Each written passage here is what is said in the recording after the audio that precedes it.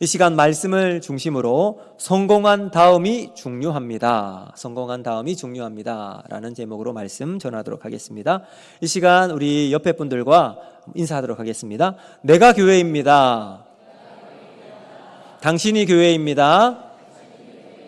우리가 교회입니다. 할렐루야. 네, 우리는 다 교회입니다. 16살. 그때가 기억이 나십니까, 여러분? 18살 아주 어린 나이에 프로 복싱에 입문을 하고 세상을 깜짝 놀라게 한 인물이 있습니다. 그가 누구냐? 바로 마이크 타이슨. 바로 이 사람입니다. 누군지 아시죠? 그럼 보시면 막 얼굴보다 목이 더 두꺼운 사람. 이 사람은요, 핵주먹으로 이름을 날렸던 인물입니다. 근데 2살 때 아버지가 집을 떠난 다음 불우한 어린 시절을 보내었습니다. 그래서 소매치기, 강도를 일삼다가 소년원을 들락날락했던 그러한 어린 시절을 보내었습니다. 그러다가 소년원에서 복싱의 두각을 나타내기 시작해요. 이후 이 복싱계의 명 트레이너였던 커스 다마토를 만나게 되죠. 그리고 나서 그의 인생은 완전히 달라지게 됩니다. 이후 복싱 선수로 이름을 날리게 되었고요. 프로 데뷔 이후에 19연승을 내리달립니다. 그리고 그것도 모두 KO로 이기게 되죠. 그리고 1996년 헤비급 챔피언에 이르게 되었고, 이후 많은 사람들이 마이크 타이슨에게 도전을 했지만 비교할 수 없을 만큼 압도적인 승리를 거두게 되었고 전설적인 복서로 남게 되었습니다. 그의 인생은 그야말로 적수가 없는 탄탄대로의 삶이 되었습니다. 그랬던 그가 그의 이 스승이자 인생을 이끌어 주었던 커스 다마토가 갑자기 폐병으로 죽게 됩니다. 이후 그의 삶은 방황이 시작되었고 돈킹이라는 프로모터를 만나게 되면서 그의 인생은 점점 무너지기 시작합니다. 훈련도 게을리하게 되었고요. 생활은 점점 남잡한 삶을 살았습니다. 급기야 강간범이 되었고 4년의 감옥 생활을 하게 되었습니다. 그 이후 그의 복싱 커리어는 점점 내리막을 걷게 되었고, 여러분 혹시 기억이 나십니까?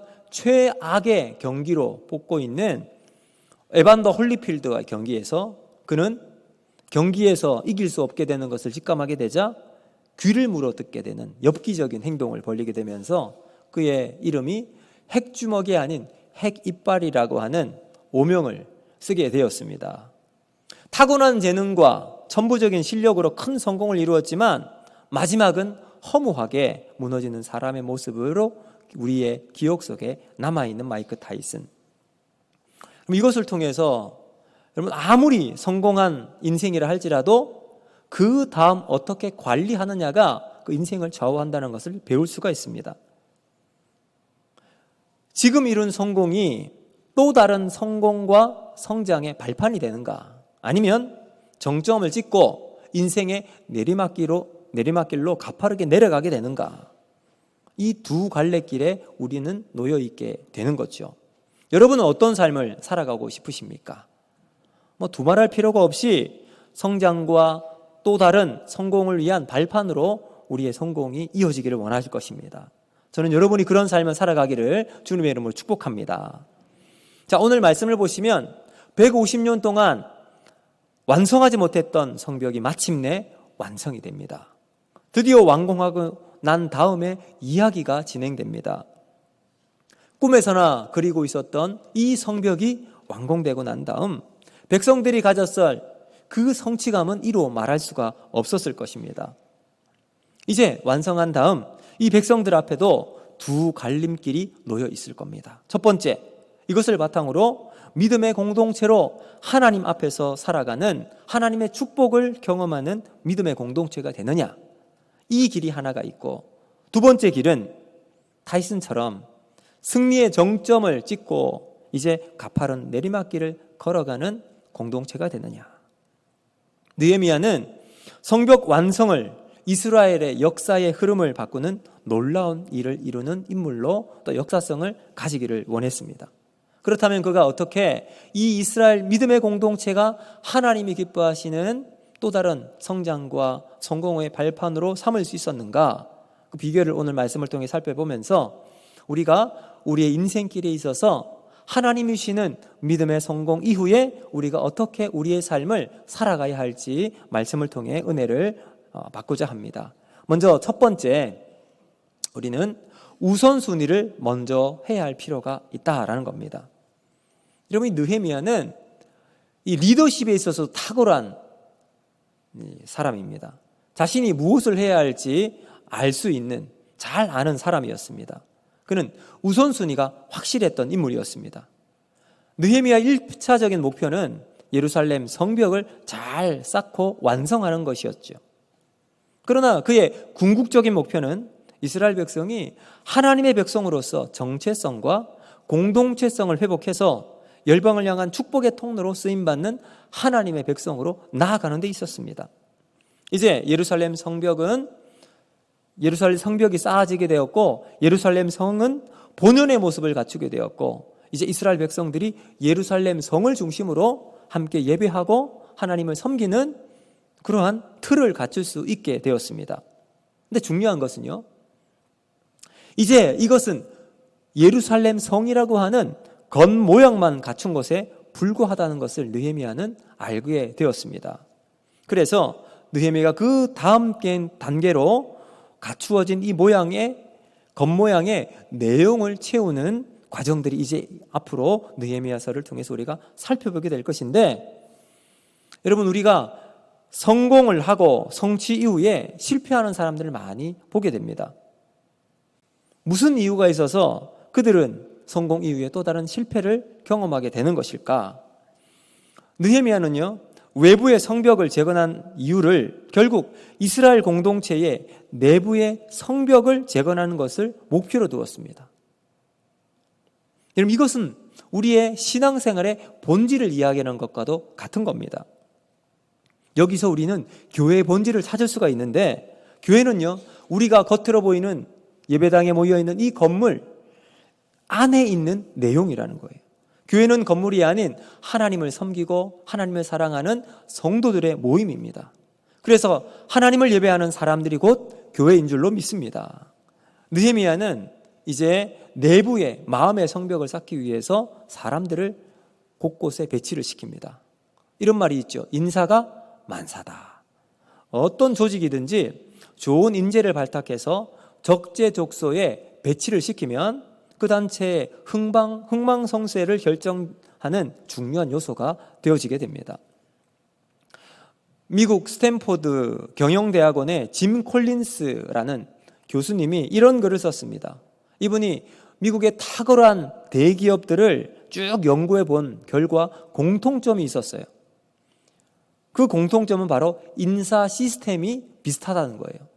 이분이 이 인사 시스템을 세 가지로 핵심적으로 요약을 했습니다. 첫 번째는 뭐냐? 함께 할 사람은 반드시 태우는 거예요. 두 번째, 근데 같이 할 수 없는 사람은 내리게 하는 거예요. 그리고 세 번째는 태운 사람들은 꼭 필요한 자리에 앉히는 거예요. 이 세 가지 시스템을 가지고 인사 시스템을 만들었다. 참 단순하지만 이 시스템이 잘 유지가 되는 회사는 잘 운영이 되고 살아나더라는 것을 알게 되었습니다. 하나님께서도 하나님의 교회를, 믿음의 공동체를 사람을 통해서 일하시는 줄로 믿습니다. 여러분, 이 느헤미야는 이 사실을 모를 리가 없었습니다. 그래서 성벽 공사를 완공하고 느헤미야가 처음으로 한 일은 바로 이 리더십을 만들어 나갈 팀을 세우는 작업을 해 나갔습니다. 자, 어떤 사람을 세웠을까요? 우리 1절 말씀을 같이 한번 보도록 하겠습니다. 1절 시작.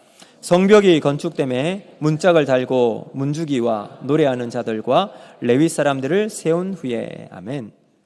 맨 먼저 누구를 세웠습니까? 문지기, 그리고 찬양하는 사람들, 찬양대를 세웠습니다. 그리고 레위 사람들을 가장 먼저 배치를 해 두었습니다. 누구를 세우는가를 보면 그 사람의 철학을 볼 수가 있겠죠. 특히 조직을 정비하는데 가장 먼저 언급된 사람들은 리더십의 중요한 핵심 자원임을 우리가 잘 알 수 있습니다. 첫 번째 느헤미야가 세웠던 사람은 문지기였습니다. 왜 문지기가 중요할까요? 문지기는요, 성벽에서 성 안에 들어올 사람 나갈 사람을 체크하고 관리를 합니다. 들어올 사람 들어오게 하고 나갈 사람 나가게 하는 역할을 문지기가 합니다. 이게 뭘까요? 분별입니다. 불순분자들을 차단하고요, 함께할 사람들 들어오게 해서 성 안에서 함께 살면서 믿음의 공동체를 만드는 첫 번째 관문을 지키는 사람, 바로 문지기예요. 그래서 느헤미야는 첫 번째 인물로 문지기를 세웁니다. 중국이 그렇게 자랑하는 만리장성이 오랑캐에 의해서 뚫린 적이 있답니다. 어떻게 뚫렸을까요? 바로 문지기가 매수가 되었을 때 이 만리장성이 뚫렸다고 합니다. 그만큼 문지기가 중요한 역할을 하는 것은 유혹에 넘어가지 않고 분별력을 가지고 자기 사람들을 체크해서 들어올 사람 들어올 수 있도록 만드는 거예요. 자, 그래서 느헤미야는 이 문지기를 레위 사람들을 중심이 되어서 문을 지키는 사람으로 세우게 됩니다. 여러분, 이것을 통해서 우리가 알 수 있는 것은 뭐냐? 우리의 영혼에도 문지기가 필요하다라는 사실입니다. 불온한 마음으로 우리의 영혼을 도둑질해가는 악한 세력들이 우리 주변에 항상 널려 있습니다. 하나님의 은혜가 들어와 우리를 충만하게 채우는 문지기가 있을 때 우리는 하나님의 은혜의 자리에 서게 될 줄로 믿습니다. 여러분, 교회는 모든 사람들이 초대되어 들어올 수 있는 곳입니다. 그러나 아무나 들어올 수 있는 곳은 아니라는 거예요. 반드시 예수님의 보혈의 은혜를 알고 십자가를 통과한 자들이 함께하는 곳, 이곳이 교회인 줄로 믿습니다. 그래서 교회는 예수님을 구주로 고백하는 믿음의 공동체입니다. 여러분, 그러므로 문지기는 영성이 있어야 합니다. 여러분, 우리가 하나님 안에서 믿음의 문지기로 세워나가기 위해서는, 우리가 그 자리에 서 있기 위해서는 하나님신 믿음으로 영성이 있어야 할 줄로 믿습니다. 여러분, 영성이 있는 문지기가 지키는 성은 언제나 은혜가 풍성합니다. 그리고 보혈의 능력으로 충만하게 채워지게 될 줄로 믿습니다. 오늘 특별히 입교 세례 받으신 분들, 학습 또 유아 세례 받으신 분들 진심으로 축하드립니다. 이제 여러분들이 해야 할 일이 있습니다. 그것이 무엇일까요? 여러분의 영혼에 문지기를 세워야 합니다. 하나님 말씀으로 문지기를 세우고 말씀이 기준이 되는 인생이 되기를 바랍니다. 또 늘 기도하시길 바랍니다. 기도해서 하나님과 영적인 대화로 하나님과 친밀한 삶을 살아가서 하나님이 주시는 은혜를 늘 경험하는 교제의 삶을 살아가는 여러분이 되기를 바랍니다.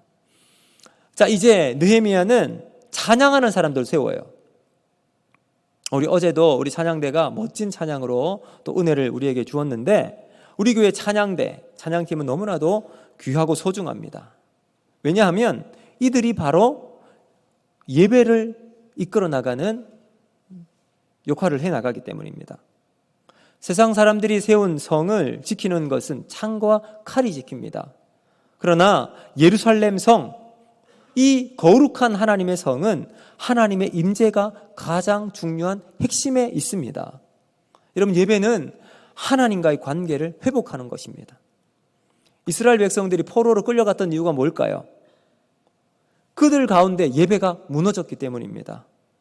하나님도 섬기고 세상도 섬기는 이 양다리를 가지는 잘못된 가치관을 가지고 있었기 때문에 하나님이 그들을 무너뜨리고 흩어지게 하셔서 포로로 끌려가게 하셨던 거죠. 여러분, 이것을 다시 회복하기 위해서는 어떻게 해야 될까요?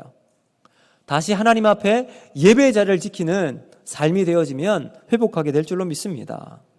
하나님만 섬기는 거예요.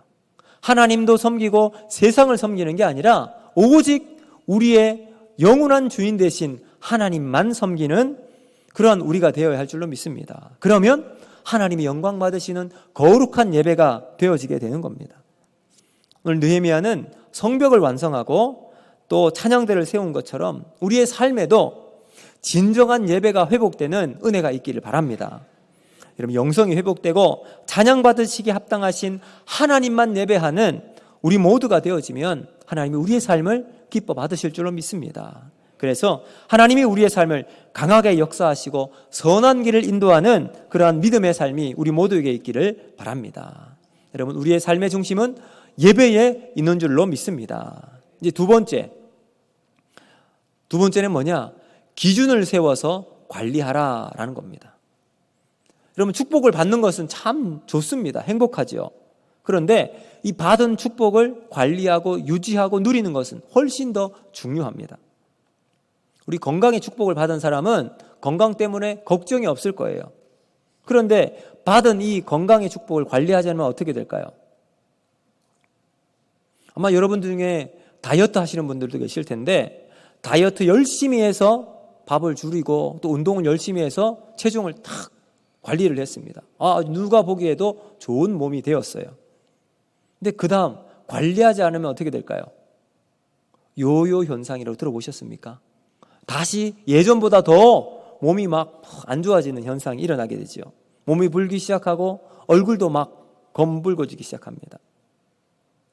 또 물질의 축복을 받았는데 이 복을 잘 관리하지 않으면 그 다음 때에 자식들이 받은 물질의 축복 때문에 오히려 서로 다투고 나눠주는 경우도 참 많습니다. 축복이 오히려 저주가 되는 상황이 펼쳐지게 되는 거죠. 앞서 문지기에 대해서 우리가 잠깐 살펴보았잖아요. 사실 문지기가 있으면 불편할 겁니다. 왜요? 그 전에는 내가 어느 시간대 상관없이 왔다 갔다 할 수 있었어요. 근데 문지기가 있으면 시간을 정해야 하고 오갈 때마다 체크를 받아야 합니다. 불편하지요. 문지기가 없던 생활에 익숙했던 백성들이 문지기로 말미암아 이 세워진 문지기 때문에 생활이 불편할 수 있습니다. 그렇지만 이 문지기를 통해서 받을 수 있는 혜택이 뭘까요? 통제가 일어나는 속에 안전과 보호망이 형성될 수 있다는 거예요. 시간에 부여받지 않고 편안하게 살던 삶은 우리가 개인적으로는 좋을지 모르지만 공동체 안에서는 위험 요소가 항상 도사리고 있다는 것이죠. 근데 문지기가 생기면 통제가 시작되지만 그 통제 안에 안전과 또 우리의 삶이 평안한 삶을 살아갈 수 있게 된다는 겁니다. 자, 우리 3절 말씀을 같이 한번 보겠습니다. 3절 같이 읽습니다. 시작. 내가 그들에게 이르기를 해가 높이 뜨기 전에는 예루살렘 성문을 열지 말고 아주 파수할 때가 곧 문을 닫고 빗장을 지르며 또 예루살렘 주민이 각각 자기를 지키는 곳에서 파수하되 자기 집 맞은편을 지키게 하라 하였노니. 아멘. 자, 여기에 보시면 기준을 세웁니다. 문지기가 사람들이 왔다 갔다 하는 기준을 세우죠. 그 기준이 뭘까요?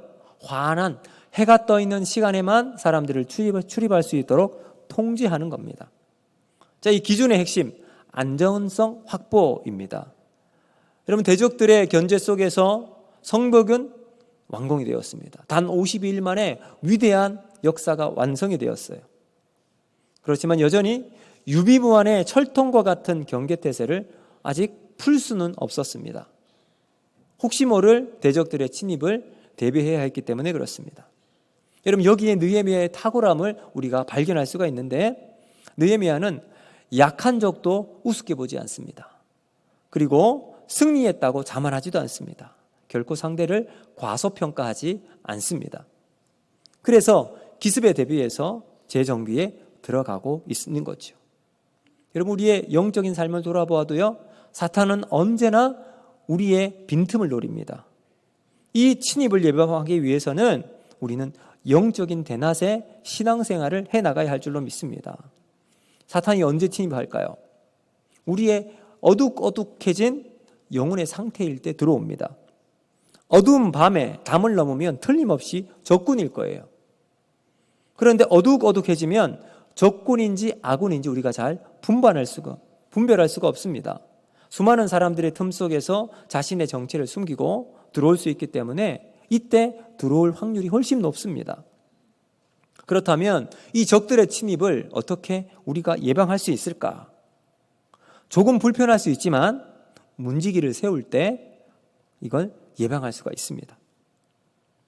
여러분은 지금 여러분의 마음을 얼마나 단단하게 단속하고 계십니까? 그럼 세상의 소문과 자극적인 말, 파괴적인 생각에 완전히 우리 마음을 열어놓고 계시진 않으십니까? 누가 뭐라고 하면 거기에 내 귀가 그냥 완전히 빠져들어서 다른 말은 전혀 들리지 않고 그것이 마치 사실인 것처럼 내 마음을 낙심되게 만드는 경우가 있지 않습니까? 우리 마음은요, 아주 편향적입니다. 부정적으로 한번 열리기 시작하면 모든 것이 부정적으로 보이기 시작합니다. 근데 반대로 모든 것을 긍정적으로 생각하고 보게 되면 모든 것을 또 긍정적으로 생각할 수 있게 됩니다. 그래서 우리가 이런 말을 하죠. 모든 것은 뭐 먹기에 달렸다? 마음 먹기에 달렸다. 그래서 잠언 4장 23절 말씀은 이렇게 말씀합니다. 우리 같이 한번 읽어보겠습니다. 시작. 모든 지킬 만한 것 중에 더욱 내 마음을 지키라. 생명의 근원이 이에서 남이니라. 아멘. 또 빌립보서 4장 6절과 7절 말씀 같이 읽습니다. 시작. 아무것도 염려하지 말고 다만 모든 일에 기도와 간구로 너희 구할 것을 감사함으로 하나님께 아뢰라. 그리하면 모든 지각에 뛰어난 하나님의 평강이 그리스도 예수 안에서 너희 마음과 생각을 지키시리라. 아멘. 여러분, 우리 영혼의 평안함, 영혼의 안전성이 언제 있을까요? 하나님 안에 있을 때 이 모든 것이 이루어지게 될 줄로 믿습니다. 우리는 예수 그리스도 안에 있을 때 하나님의 평강이 함께 하실 줄로 믿습니다. 그러므로 우리는 하나님 안에 우리의 삶의 기준을 세워나갈 때 하나님이 우리의 삶을 인도해 주실 줄로 믿습니다. 우리는 약합니다. 그러나 하나님의 주시는 힘을 덧입고 살아가면 어려운 환경과 위기와 고난 속에서 다시 일어날 힘을 가지고 살아가게 되는 거죠. 우리의 마음을 지킬 때 하나님이 주신 은혜와 믿음으로 우리의 마음을 단단하게 지키고 나아가면 하나님이 이후의 삶을 선하게 인도하여 주실 줄로 믿습니다. 결국 우리의 마음을 지키는 것은 내가 하는 것이 아니라 하나님을 의지하고 하나님 말씀대로 살아갈 때 우리의 삶이 하나님의 인도하심을 통해 경험되는 복된 삶이 된다는 것을 우리가 기억하시길 바랍니다. 이제 말씀을 맺도록 하겠습니다. 여러분, 우리에게 복이란 무엇일까요? 좋은 직장에 들어가고 이제 승진을 하고 많은 연봉을 받는 것, 이것이 진정한 복일까요? 많은 모아놓은 여윳돈을 가지고 이제 평안한 삶을 살아가면서 이제 은퇴 이후에 이곳저곳 여행을 하고 다니는 것, 이것이 우리 인생의 복이라고 생각하십니까? 아니면 이런 호사스러운 것은 아니라 할지라도 아내와 남편이 따뜻한 오후 햇살에 내리쬐는 이 공원에서 손을 잡고 산책하며 얼굴을 마주보며 웃고 살 수 있는 것, 그것이 진정한 복이라고 생각하십니까? 물론 이것들은 다 행복한 삶의 부분일 수 있습니다. 그러나 성경은 우리들에게 이렇게 말씀합니다. 시편 73편 28절 말씀 우리 같이 한번 보겠습니다. 시작. 하나님께 가까이함이 내게 복이라. 내가 주 여호와를 나의 피난처로 삼아 주의 모든 행적을 전파하리이다. 아멘. 여러분, 우리의 진정한 복이 무엇이라고 말씀합니까? 하나님을 가까이함이 우리의 복일 줄로 믿습니다.